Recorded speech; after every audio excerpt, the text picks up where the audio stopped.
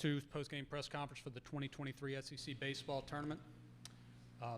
Please know that Mo and Ben will have wireless mics on either side. Please raise your hand and identify yourself prior to your question. We have head coach Tony Vitello of Tennessee, starting pitcher Seth Alberson. Please direct your questions first to Seth. Over here on the right. Hi, Seth. Just with the rain delay, I know it didn't affect your start, but how do you keep busy and how does the team kind of stay focused during the breaks? That can kind of be weird sometimes. Yeah, you're just in this hallway here chatting it up and, getting some snacks, keeping your body ready and just stay ready to go. Back here on the right. Vols 24/7. Seth, just when did you find out you were going to start and kind of what was your mentality going in? I imagine it felt good to get back and start a game considering you had done it previously in your career. Yeah, it was fun to get back out there at the beginning of the game. I threw a bullpen after South Carolina on that, after that third game, and so I was getting prepared from that time on, and I was ready to go, and it was exciting to be back out there. All right, over here on the front row on the right. Just how challenging was it to pitch when the rain kind of started coming down, and what did you feel like you had working for you? Yeah, it was fine. Getting a new ball after it got wet is a good thing to do, so that was helpful. And then, my slider was working pretty well, and just had some deep counts. But besides that, it was working pretty well. All right, down in front.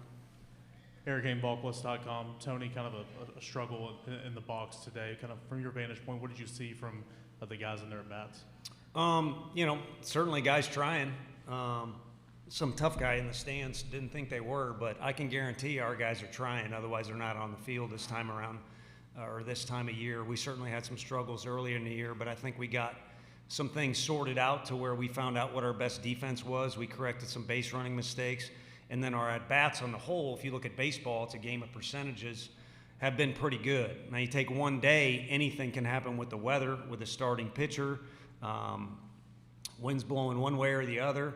There's a lot that can happen. So you just got to go out there and play, and I thought our guys did that. But, things obviously tensed up a little bit as they took the lead first. And then we had a couple balls that didn't go maybe where we wanted them to. But I think the story is the guy that I saw walking up probably to talk to Berkey and those other guys. That was not in the scouting report.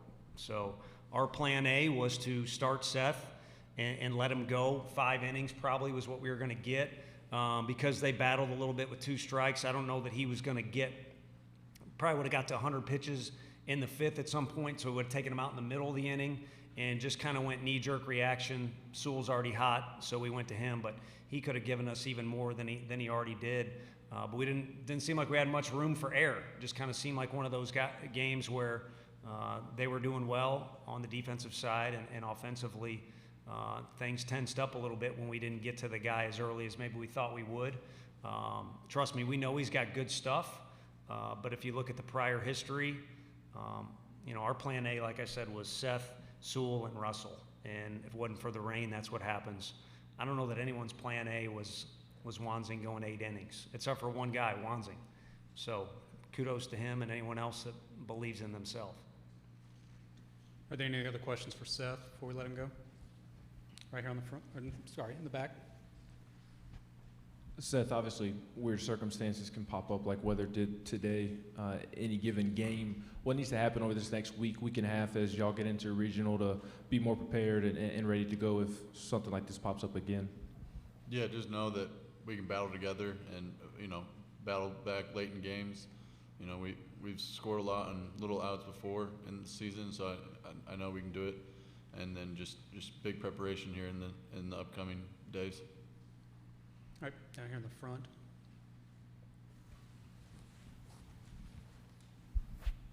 Ryan Sylvia with Vol Report. Seth, what do you think this team as a whole needs to do to have success in an upcoming regional? Yeah, just like I said, just battle together. We're all one team. It's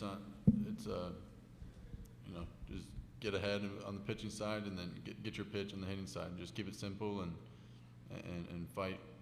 Fight for all 27 outs. All right, thank you, Seth. Thank you. Coach, are there any questions for Coach? down the front row on the right. Are there any positives to having this now week and a half off before starting regionals? Yeah, I think in prior history, some teams have benefited from that. I think, Beam asked if he was available today. I don't know if that meant he wanted the ball if after the rain delay some things happened, but, you can choose to, push the metal to the pedal, pedal to the metal, I guess is the right way to say it. Brain's not working right now after that. But you can gas some guys out and maybe it costs you in a regional, or you can get some guys fresh and get them sorted, and it could benefit you. So a lot of it is probably, how guys' mindsets are between now and then, because their bodies are going to get rested. And I think, playing in this league or playing in any league, a little bit of time off your feet or maybe not as many pitches thrown can probably benefit somebody this time of year. In the front row. Is when there's that tensing up, and offensively there's been maybe some of these games where there's inconsistency. What is it like as a coach, I guess, going toward the postseason, knowing inconsistency can show up? Yeah, I think frustration can show up, especially when, you talk about the second half of the year when things start to the stakes get a little higher or perceived pressure is out there. That means the frustration can mount quicker or it can escalate to a higher level. And you just started to see that with some guys, even prior to the game. Swing in the cage doesn't go the way they want, and you got a lot of emotions involved. And I think you got to be careful about letting those emotions take control of you. It's probably better to have passion, although I don't know in Webster's dictionary what the difference is between the two words. But it's baseball's it's easy to coach. It's not easy to play. How do you hold the baseball firm but loose? It's kind of the same thing. So it's a delicate balance of being in that box and competing, but also being relaxed. And, I don't know how our guys did it in South Carolina, but a quick turnaround with a doubleheader. We faced one of the best pitchers. I don't know if we had tense at-bats or not. I mean, sometimes the other pitcher is pretty good, but they rally and beat us in a heartbreaking loss, and our guys found a way to kind of switch the dial pretty quick and have relaxed, but competitive ABs in the next game. So whatever that formula is, by now they know it. And when the game starts, we can't really play it for them. So it's up to them to have the discipline, to put that in play instead of getting wrapped up in self-emotion when, maybe you hit a line drive right at somebody and it gets caught or for whatever reason it doesn't go your way. Yeah, you mentioned the word tense kind of in that dugout. Did you see that translate to when they did take to the batter's box? How do you combat that tenseness when you are kind of in these situations? Yeah, again, once the script is finished, you can look back on it and pick things out. I mean, as the game's being played, if we see something crazy, a guy chucks a helmet all the way back in this tunnel, we'll grab and talk to him. But, you kind of just start to see that it's not going well for us, and there's a different air in the dugout and maybe a walk to the plate and in the box. So, you encourage one another. And heck, it didn't happen today, but maybe even things spill over to where guys get fired up and you have words with somebody or a coach has words with a player. That can be healthy, again, because everybody's competing. But, again, for this team in particular, I think the formula that works is kind of there. Putting it into play is another thing. Like I said, I think it requires discipline, and like Seth mentioned, it requires everybody to just play for each other. Coach, what was your message to the guys immediately in that post-game huddle? You want to get out of the other team's way. It's about as awkward as trying to say the right thing when you're shaking hands, whether you win or lose behind home plate. So we just want to get out of the next team's way. And just talked about the schedule ahead. We'll let them know what's up. Obviously, we're staying here this evening, and then we'll head back to Knoxville early in the morning. It'd be good for the guys to be able to sleep in their own bed, and then we'll come up with a plan. And I did just mention kind of the one thing. Usually there's a theme set for the day early in the day, and to me it was, like I said, there's a little extra stress in the air. And I don't think it was, guys, this is the playoffs or this is a tournament or anything like that. It was just maybe just a couple of individuals, and then you got a guy goes out there and throws it really well, and it, kind of expands from there. On the right. Tony, you hit Blake Burke lead off Game 3 at South Carolina and drop him into the 7-hole today. You just trying to spark him, and have you seen any indication these last couple of games that maybe he will spark and catch fire here? You know, the leadoff at-bat went well at South Carolina just because he battled with 2 strikes. And again, he's battling today too. I mean, he hits one into the ground, and maybe because the ground's wet, it sticks right there. I don't know how it went down. But to me at this point, it's all about, he starts in a really tall position. It all is about whether he's going to get into his legs or not. If not, he's going to look like the Leaning Tower of Pisa, which, you know, not a bad place to vacation, but not a good approach swing-wise.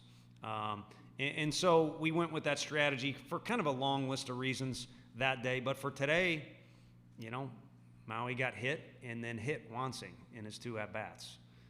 But we saw a different version of that guy today. Let's take one more over here.